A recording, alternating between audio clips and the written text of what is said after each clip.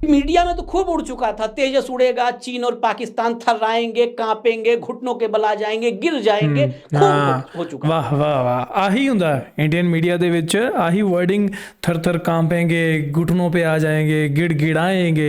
टकटकी लगाए जैसे भारत में 80-81 करोड़ लोग 5 किलो राशन का इंतजार करते हैं, वैसे ही HAL जी के इंजन का इंतजार कर रहा है। और मोहब्बत की हुंदी चले जी नू जी हुंदी। Hey guys, welcome back to the channel. So आज ਦੀ ਜਿਹੜੀ ਵੀਡੀਓ ਵੀ ਉਹਦਾ ਜੋ ਟਾਈਟਲ ਹੈ Indian media shock to see dangerous Pakistani weapons, ठीक है। So Indian defence expert warn Indian media okay. ਚਲੋ ਹੋ ਸਕਦਾ ਬਈ ਕਿਸੇ ਨੇ ਕਹਿਤਾ ਹੋਵੇ ਇੰਡੀਅਨ ਮੀਡੀਆ ਨੂੰ ਕਿ ਭਾਈ ਆ ਦੇਖੋ ਹੱਥ ਬੰਨੇ, ਮਤਲਬ ਫਾਲਤੂ ਦੇ ਵਿੱਚ ਕੰਗਾਲ ਪਾਕਿਸਤਾਨ, ਇਹ ਉਹ ਫਲਾਨਾ ਢਿਉਂਕਾ, ਭੁੱਖ ਨੰਗੀ ਤੇ ਇਹ ਮਤਲਬ ਜੋ ਵੀ ਇਦਾਂ ਦੀ ਵਰਡਿੰਗ ਯੂਜ਼ ਕਰਦੇ ਮੈਂ ਤਾਂ ਦਿਮਾਗ 'ਚ ਵੀ ਨਹੀਂ ਆਉਣ ਡਈ। ਇਹ ਪਤਾ ਨਹੀਂ ਕਿਹੜੇ ਸਕ੍ਰਿਪਟ ਰਾਈਟਰ ਲੈ ਕੇ ਬੈਠਦੇ ਆ ਕਿ ਇਹਨਾਂ ਦੀਆਂ ਧੋਖੇਬਾਜ਼ ਪਾਕਿस्तान, आज हमारी गली में कुत्ता मर गया, इसमें पाकिस्तान का हाथ है, ठीक है। सो ਉੱਦਾਂ ਦੀ ਜਿਹੜੇ ਨਿਊਜ਼ ਮੀਡੀਆ ਵਾਲੇ ਆ ਨਾ, ਇਹਨਾਂ ਨੂੰ ਥੋੜ੍ਹਾ ਜਿਹਾ ਗੁਰੇਜ਼ ਕਰਨਾ ਚਾਹੀਦਾ ਕਿ ਲੋਕਾਂ ਨੂੰ ਬਈ ਭੜਕਾਓ ਨਾ। ਲੋਕਾਂ ਦੇ ਮਨਾਂ ਦੇ ਵਿੱਚ ਤੁਸੀਂ ਨਾ ਅਨਕੌਂਸ਼ੀਅਸ ਮਾਈਂਡ ਦੇ ਵਿੱਚ ਉਹਨਾਂ ਦੇ ਇੱਦਾਂ ਦੀਆਂ ਨਫ਼ਰਤ ਵਾਲੀਆਂ ਚੀਜ਼ਾਂ ਨਾ ਪਾਓ, ਕਿਉਂਕਿ ਉਹ ਹੋ ਸਕਦਾ 10 ਦਿਨਾਂ ਬਾਅਦ, 20 ਦਿਨਾਂ ਬਾਅਦ, ਮਹੀਨੇ ਬਾਅਦ, 5 ਮਹੀਨਿਆਂ ਬਾਅਦ ਉਹ ਕਿਤੇ ਨਾ ਕਿਤੇ ਨਾ ਉਹ ਨਿਕਲ ਆਉਂਦੀਆਂ ਹੈ, ਕਿਉਂਕਿ ਅਨਕੌਂਸ਼ੀਅਸ ਮਾਈਂਡ ਦਾ ਖੇਡ ਹੀ ਇੱਦਾਂ ਦਾ। ਥੋੜ੍ਹੇ ਜੇਕਰ ਸਾਈਕੋਲੋਜੀ ਤੁਸੀਂ ਕਿਸੇ ਨੇ ਪੜ੍ਹੀ ਹੋਵੇ ਬਈ ਤੁਹਾਨੂੰ ਪਤਾ ਹੋਊਗਾ ਕਿ ਇਹ ਚੀਜ਼ਾਂ ਕਿਵੇਂ ਕੰਮ ਕਰਦੀਆਂ, ਠੀਕ ਹੈ। ਚਾਹੇ ਅਸੀਂ ਅੱਜ ਇਹਨਾਂ ਦੀ ਇਹ ਚੀਜ਼ ਸੁਣ ਲੈਂਦੇ ਹਾਂ, ਆਪਣੇ 'ਤੇ ਅਸਰ ਨਹੀਂ ਹੁੰਦੀ, ਪਰ ਤੁਹਾਡੇ ਅਨਕੌਂਸ਼ੀਅਸ ਮਾਈਂਡ ਦੇ ਵਿੱਚ ਇਹ ਚੀਜ਼ਾਂ ਸੇਵ ਰਹਿੰਦੀਆਂ ਅਤੇ ਉਹ ਕਦੇ ਨਾ ਕਦੇ ਜਿਹੜੀਆਂ ਬਾਹਰ ਆਉਂਦੀਆਂ ਹੀ ਹੈ। ਸੋ ਉਹ ਫਿਰ ਕਿਸੇ ਹੋਰ ਤਰੀਕੇ ਨਾਲ ਆਉਂਦੀਆਂ ਹੁੰਦੀਆਂ, ਸਮਝੇ। ਸੋ ਮਤਲਬ ਜਿਵੇਂ ਦੋ ਫੈਨਸ ਗੱਲ ਕਰ ਰਹੇ ਆ, ਕੋਈ ਇੰਡੀਆ ਦਾ, ਕੋਈ ਪਾਕਿਸਤਾਨ ਦਾ, ਇੱਕ ਦੂਜੇ ਨਾਲ ਬਹਿਸਬਾਜ਼ੀ ਦੌਰਾਨ ਫਿਰ ਉਹਨਾਂ ਨੂੰ ਯਾਦ ਆਉਂਦੀ ਹੈ ਕਿ ਅੱਛਾ ਆਹ ਗੱਲ ਸੀਗੀ, ਚਲੋ ਆਹ ਚਿਪਕਾ ਦੇਣਾ, ਸਮਝੇ। ਸੋ ਇੱਦਾਂ ਹੀ ਜਿਹੜੀ ਨਫ਼ਰਤ ਹੌਲੀ ਹੌਲੀ ਅੱਗੇ ਵੱਧਦੀ ਹੈ। ਸੋ ਉਹ ਚੀਜ਼ਾਂ ਨਹੀਂ ਕਰਨੀਆਂ ਚਾਹੀਦੀਆਂ। ਬਾਕੀ ਅੱਜ ਦਾ ਕੀ ਰਿਐਕਸ਼ਨ ਹੈ ਉਹ ਦੇਖਦੇ ਹਾਂ। ਕੱਲ੍ਹ ਇੱਕ ਵੀਡੀਓ ਅਪਲੋਡ ਕੀਤੀ ਸੀ ਆਈ ਬਟਨ 'ਚ ਤੁਸੀਂ ਦੇਖ ਰਹੇ ਹੋ, ਜਿਹਦੇ ਵਿੱਚ ਸੀਗਾ ਕਿ ਜੋ ਇੰਡੀਅਨ 에ਅਰ ਚੀਫ ਨੇ ਉਹਨਾਂ ਨੇ ਇੱਕ ਕਮੈਂਟ ਕੀਤਾ ਸੀਗਾ ਇਸ ਚੀਜ਼ 'ਤੇ ਕਿ ਇੰਡੀਅਨ ਜੋ 에ਅਰ ਡਿਫੈਂਸ ਸਿਸਟਮ ਹੈ ਉਹਨੂੰ ਸਟਰੋਂਗ ਬਣਾਉਣ ਦੀ ਲੋੜ ਹੈ। ਜੋ ਇੰਡੀਆ ਦੇ ਵਿੱਚ ਜੋ ਤੇਜਸ ਦੀ ਜੋ ਉਹਦੀ ਬਿਲਡਿੰਗ ਚੱਲ ਰਹੀ ਹੈ ਉਹ ਬੜੀ ਸਲੋ ਚੱਲ ਰਹੀ ਹੈ। ਪਿਛਲੇ 40 ਸਾਲਾਂ ਦੇ ਵਿੱਚ ਹਜੇ ਤੱਕ ਇੱਕ ਤੇਜਸ ਵੀ ਸਾਨੂੰ ਨਹੀਂ ਮਿਲਿਆ। ਸੋ ਉਸ ਚੀਜ਼ ਨੂੰ ਅਸੀਂ ਐਕਸੈਪਟ ਕਰਦੇ ਹਾਂ ਅਤੇ ਕਹਿੰਦੇ ਹਾਂ ਕਿ ਬਈ ਜਲਦੀ ਕਰੋ, ਦੁਨੀਆ ਕਿੱਥੇ ਪਹੁੰਚ ਗਈ ਹੈ ਅਤੇ ਆਪਾਂ ਹਜੇ ਉੱਥੇ ਹੀ ਫਿਰਦੇ ਹਾਂ। ਮਤਲਬ 4.5 ਜਨਰੇਸ਼ਨ ਵਾਲਾ ਵੀ ਜਹਾਜ਼ ਸਾਡੇ ਤੋਂ ਪੂਰਾ ਚੰਗੀ ਤਰ੍ਹਾਂ ਬਣਿਆ ਨਹੀਂ ਹਜੇ, ਅਤੇ ਦੁਨੀਆ ਜਿਹੜੀ ਹੈ ਉਹ 5th ਜਨਰੇਸ਼ਨ ਯੂਜ਼ ਵੀ ਕਰ ਰਹੀ ਹੈ। ਸੋ ਇਹ ਇੱਕ ਮੈਟਰ ਆਫ ਫੈਕਟ ਜ਼ਰੂਰ ਹੈ। तो बाकी ਜਿਹੜੀ ਅੱਜ ਦੀ ਵੀਡੀਓ देखते हैं ਉਹ 'ਚ ਕੀ ਹੈ। अगर बूथ जीतने का ये मंत्र पूरा हो गया हो तो जरा देश को जीतने और जिताने का मंत्र भी पढ़ लिया जाए। एक इंटरनेशनल रिपोर्ट है, आर्म्स कंट्रोल की रिपोर्ट। ये रिपोर्ट अगर वक्त मिलता है, अभी कुंभ भी नहाने जाना है मोदी जी को, थोड़ा सा अगर वक्त मिल जाए तो पढ़ लें। ਅੱਛਾ, ਜਿਹੜੇ ਲੋਕ ਮੇਰੀ ਵੀਡੀਓ ਦੇਖ ਰਹੇ ਆ ਇੰਡੀਆ ਤੋਂ, ਤੁਹਾਨੂੰ ਮੈਂ ਜਿਹੜੇ ਵੀ ਹਿੰਦੂ ਭਰਾ ਮੇਰੀ ਵੀਡੀਓ ਦੇਖ ਰਹੇ ਆ, ਕੁੰਭ ਨਾ ਜਾਇਓ, ਕਿਉਂਕਿ ਉਸ ਟਾਈਮ ਉੱਥੇ ਇੰਨੀ ਜ਼ਿਆਦਾ ਭੀੜ ਹੈ, ਇੰਨੀ ਕੜਮੱਸ ਮੱਚੀ ਪਈ ਹੈ ਕਿ ਲੋਕਾਂ ਦਾ ਹੜ੍ਹ ਆਇਆ ਪਿਆ, ਠੀਕ ਹੈ। ਅਤੇ ਉਹਦੇ ਚੱਲਦੇ ਹੋਏ ਕਾਫੀ ਸਾਰੇ ਇੰਸੀਡੈਂਟ ਹੋਏ ਆ, ਕਈ ਲੋਕਾਂ ਦੀ ਉੱਥੇ ਮੌਤ ਵੀ ਹੋ ਚੁੱਕੀ ਹੈ। ਸੋ ਜੇ ਤੁਸੀਂ ਜਾਣ ਦੀ ਸੋਚ ਰਹੇ ਹੋ ਬਾਈ, ਨਾ ਜਾਓ, ਘਰੇ ਬੈਠੇ ਰਹੋ ਚੁੱਪਚਾਪ।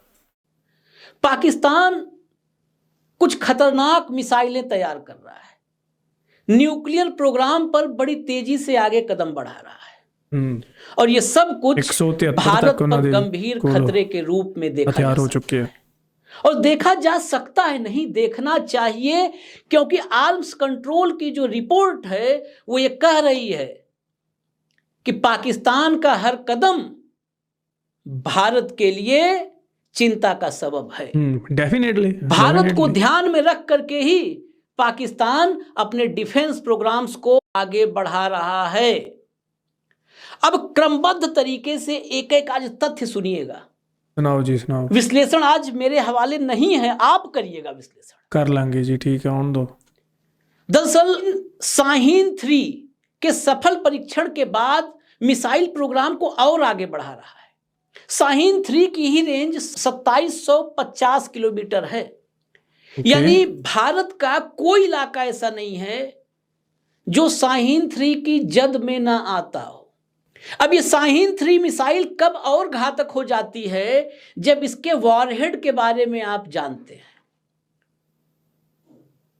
170 प्लूटोनियम बेस्ड न्यूक्लियर वॉरहेड मौजूद हैं, जो पिछली रिपोर्ट थी उसके मुताबिक। अब वो संख्या बढ़ गई हो तो कहा नहीं जा सकता। 170 प्लूटोनियम बेस्ड न्यूक्लियर वारहेड। ये भारत के सारे इलाकों को, मतलब जितने क्षेत्र हैं दक्षिण से उत्तर, पूर्व से पश्चिम, सबको नष्ट करने में सक्षम है। जो आर्म्स कंट्रोल की रिपोर्ट है वो सिर्फ भारत को नहीं, भारत को तो चिंता ही नहीं है क्योंकि विश्वगुरु यहां बैठे हुए हैं, अविनाशी हैं, आंख बंद करके सब कुछ समझ जाएंगे, नष्ट कर देंगे। भारत को चिंता हो ना हो, अमेरिका को, 7 समंदर पार अमेरिका को चिंता है। अब जो डेवलपमेंट है न्यूक्लियर प्रोग्राम्स और मिसाइल प्रोग्राम्स का पाकिस्तान के, वो पूरे इंडियन सब कॉन्टिनेंट को अपने जद में ले रहा है और पूरे भारतीय उपमहाद्वीप का हर क्षेत्र पाकिस्तान के पहुंच में आ रहा है। वो किसी भी क्षेत्र को नष्ट करने में सक्षम है। पाकिस्तान पर अमेरिका तो कुछ प्रतिबंधों के बारे में विचार भी करना शुरू कर दिया है, लेकिन भारत में सब कुछ अच्छा है। पाकिस्तान भूखों मरने वाला है, यही आप यहाँ के चैनल्स पर देखते हैं। हाँ। और आगे भी देखते रहिएगा। वाह, अब और थोड़ा आगे बढ़ते हैं। J-31 कहीं चर्चा नहीं है। J-31 5th जनरेशन यानी 5वीं पीढ़ी का स्टेल्थ फाइटर जेट है, लड़ाकू विमान। चीन से ये लड़ाकू विमान पाकिस्तान खरीदने जा रहा है। सिर्फ खरीदने नहीं जा रहा, पायलट जो है लड़ाकू विमानों के, उनकी ट्रेनिंग चीन में शुरू हो चुकी है। अब आइए और थोड़ा आगे बढ़िए। 5वीं पीढ़ी का लड़ाकू विमान J-31, ये J-31 जो F-35 है, अमेरिका का अत्याधुनिक फाइटर जेट स्टील्थ, उससे भी बेहतर माना जा रहा है, वो इसके पास आएगा। लेकिन उतने पे संतुष्टि नहीं है अभी पाकिस्तान।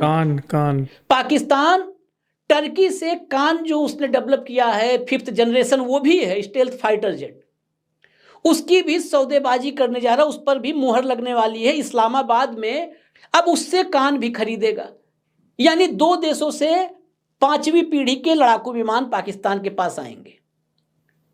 अभी कितने साल आगे बढ़ रहा है इसको समझेंगे अभी आगे। इसके अलावा लेकिन टर्की से संबंधों में कुछ चीजें और भी ध्यान रखनी है। टर्की से ड्रोन, जब ड्रोन का हम नाम लेते हैं तो अडानी वाला ड्रोन याद आ जाता है। आ रहे थे, पहला ड्रोन परीक्षण हुआ, क्रैश कर गया, सन्नाटा है। लेकिन पाकिस्तान टर्की से ड्रोन ले चुका है। पाकिस्तान टर्की से नेवी के लिए युद्धपोत ले चुका है। अब लड़ाकू विमान की बारी। विमानों के साथ साथ टेक्नोलॉजी ट्रांसफर का भी प्रोसेस चल रहा है। भारत का एक प्रोजेक्ट है तेजस, रक्षा मंत्रालय ने इनको ऑर्डर कर दिया कुछ विमानों का। तो अमेरिका की जीई से बात हुई। जीई का एक इंजन था F-404, उस इंजन को लगा करके तेजस को कंप्लीट किया जाए, वो थर्स्ट उससे मिल जाए। उसका IN-20 आगे जोड़ दिया गया, जो है भारत को जो इंजन आएगा उसका नाम थोड़ा स्वदेशी टाइप का करने के लिए IN-20 आगे जोड़ दिया गया। वो इंजन आने की प्रक्रिया जीई से साइन हुआ था यूपीए की सरकार में। वो भी काम इस समय नहीं हुआ, 14 के बाद, इसलिए बड़ा क्लियर करता चल रहा हूं, आप लोग चेक भी कर लीजिएगा। यूपीए के टाइम में हुआ। वो इंजन आते आते ऑर्डर बढ़ता गया, सप्लाई नहीं हुई। ये पहला ऐसा मामला दिखेगा कि सप्लाई नहीं हुई लेकिन ऑर्डर बढ़ता गया। वाह।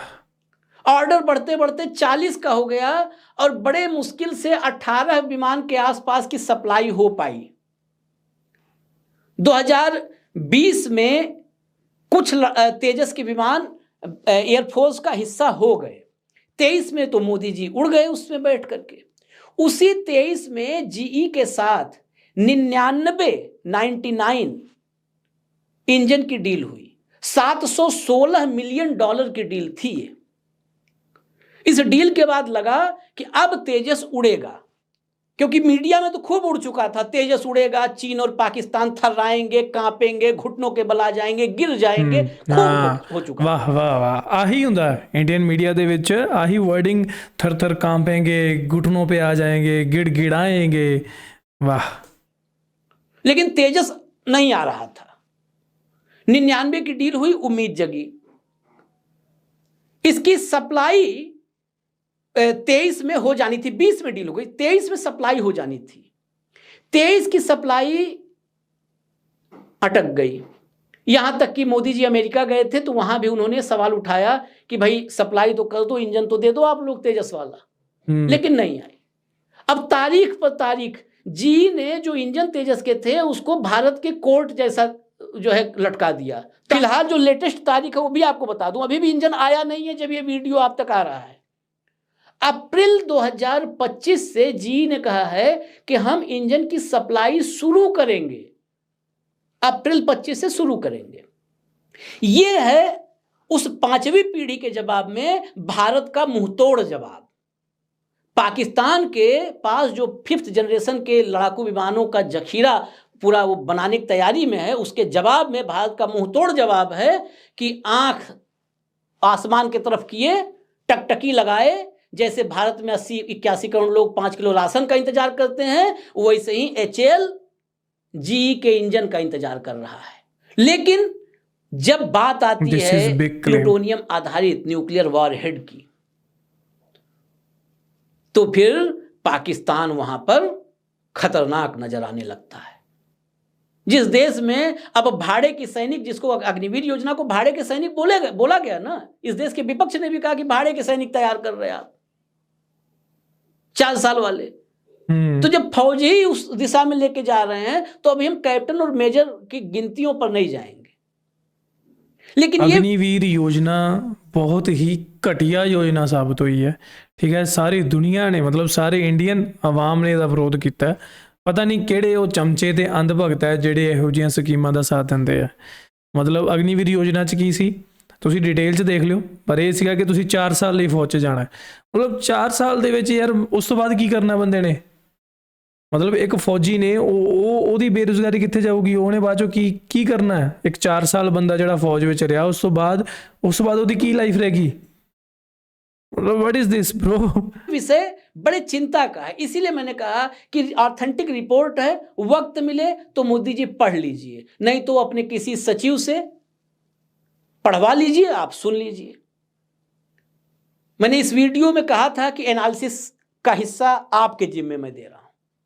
एनालिसिस आप कीजिए कि हम कहां खड़े हैं विश्व गुरु के रूप में। ਸੋ ਵੀ ਮਿੱਤਰੋ, ਇਹ ਸੀਗੀ ਅੱਜ ਦੀ ਇੱਕ ਵੀਡੀਓ ਜਿਹਦੇ ਵਿੱਚ ਬਾਈ ਨੇ ਬਿਲਕੁਲ ਸਾਫ਼ ਤੇ ਸਪਸ਼ਟ ਸ਼ਬਦਾਂ ਦੇ ਵਿੱਚ ਜਿਹੜੀ ਤਿੱਖੀ ਜੋ ਇੱਕ ਤਨਕੀਦ ਕੱਸਦੇ ਹੋਏ ਜਿਹੜਾ ਇੰਡੀਅਨ ਮੀਡੀਆ ਨੂੰ ਮੂੰਹ ਤੋੜ ਜਵਾਬ ਦਿੱਤਾ, ਠੀਕ ਹੈ, ਤੇ ਦੇਣਾ ਬਣਦਾ ਵੀ ਹੈ। ਕਿਉਂਕਿ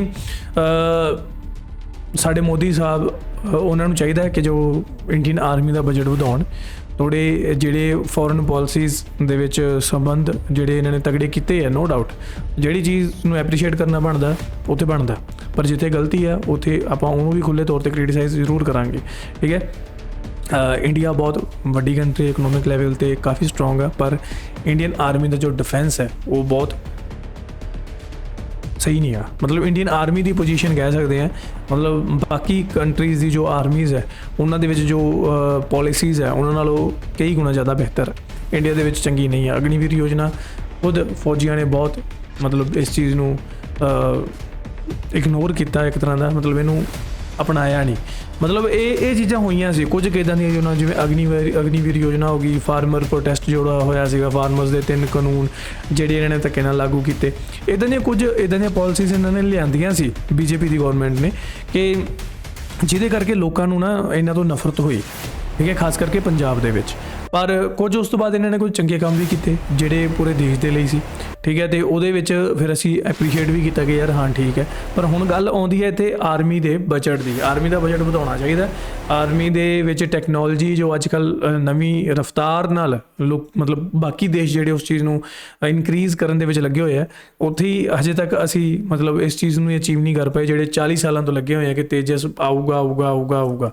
ਮਤਲਬ ਇੰਡੀਅਨ ਮੀਡੀਆ ਦੇ ਵਿੱਚ ਖਬਰਾਂ ਸੁਣਨੀਆਂ ਬੰਦ ਕਰ ਦਿਓ। ਤੁਹਾਨੂੰ ਸਹੀ ਦੱਸਾਂ ਤਾਂ ਜਦੋਂ ਤੱਕ ਇਹਨਾਂ ਦੀ TRP ਨਹੀਂ ਡਿੱਗਦੀ ਨਾ, ਇਹ ਲੈਂਦੇ ਨਹੀਂ ਆਉਣ ਵਾਲੇ, ਕਿਉਂਕਿ ਇਹਨਾਂ ਕੋਲ ਸ਼ਬਦਾਂ ਦੇ ਜਾਲ ਭਰੇ ਪਏ ਆ।